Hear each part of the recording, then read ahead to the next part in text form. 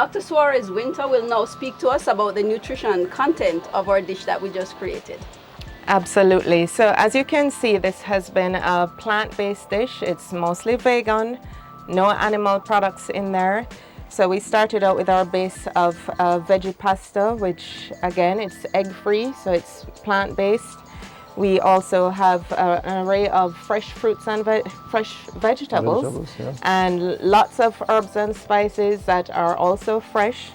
No powdered seasonings, a very small amount of salt, and as you know, that is what we are really interested in heart health, to make sure that we have a very low sodium dish. We also, if you notice that they rinsed the canned peas, and that what that will do is definitely remove most of the sodium, because most canned peas would be stored in a brine. And as you know, that is definitely where most of our salt comes from. And we also did a saute. So a saute in a small amount of oil, so that also cuts down on the oil. But we also did your coconut milk. Now, even though coconut milk is relatively high in saturated fat, it's a much better option than the coconut cream, which would be very high in fats and high in saturated fats. And we also adjusted it by adding a salt-free vegetable broth, right? So that's also plant-based. And so the coconut milk would also be better than, say, heavy cream. And definitely. So yes, and if you want your recipe thick, so that's why we would make sure to reduce it. But some of the starch in the veggie pasta would help to thicken your recipe. And we, instead of cheese, which is what most people would put with pasta, we've actually used pumpkin. Now, this is a dish that you can actually use any of your vegetables. So you could have used even our green bananas. We could have used a mix of tomatoes, lots of sweet pepper, and yes, Minister, you did mention the colors. So the reason why we like to recommend using a lot of variety of fruits and vegetables and different colors is because each of these comes with its own set of nutrients and vitamins. So when you put it together, you have a nice mix of vitamins and minerals. And so you have a very healthy plant-based dish. It's relatively high in fiber because of all the peas and beans.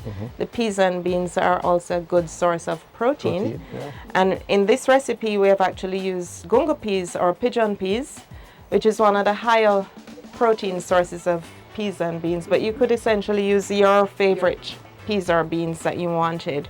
And I think the next thing was that we have a dish that it's nutritionally balanced, so it has the right amount of protein, carbs, and fats, and very low in saturated fats, because as again, we've used the coconut milk rather than the coconut cream.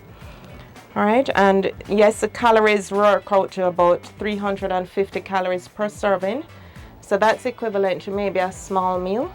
So for two people, if you wanted, you could actually make it just 2 servings, and that would be like a whole meal. And it's nutritionally balanced, as I said, because you're getting calories from the protein, fats, and carbohydrates. And you can store in the fridge. You absolutely would be able to store this. So for pasta, you can probably store it in an airtight container for about 2 or 3 days.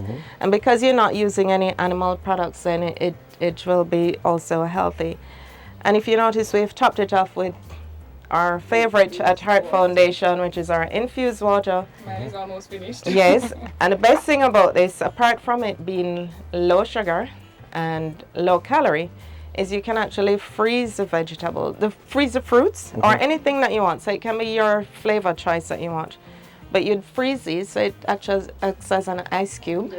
And the best thing about it is that you can eat the fruit after. Of course. All right, and yes, just like the salad is mimicking the same thing about the combination. So having a salad that's lots of combination.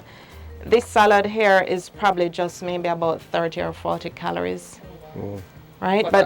For that quantity. Now this would probably be for more 2 or 3 people based on a serving.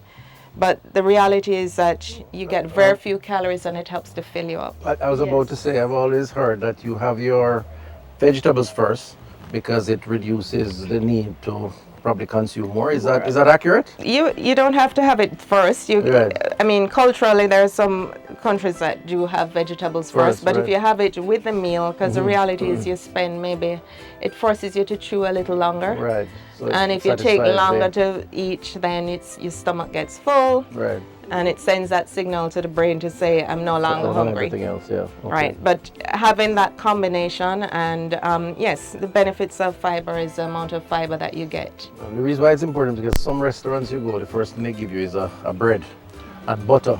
Yes. Right. And if you go for the bread and butter, then you end up having You feel full. exactly, but not Absolutely. necessarily the right thing. Absolutely, because the Right. bread would actually be more like your starch and your Exactly, carbohydrate, and it's exactly. refined. But unlike the veggie pasta, the bread is not made with vegetables, and so you really want to make sure that you have some salad with your meal, or fruits. And here in this meal we have a fruit serving with our water. We have lots of vegetables, and you don't want to scrimp on this, so how much ever you want of this. And then you have a complete meal because it has your protein, your carb, your fat, and it's relatively low in saturated fats, which is what we want for heart health. Saturated fats and the salt. All right, so Well, there you go.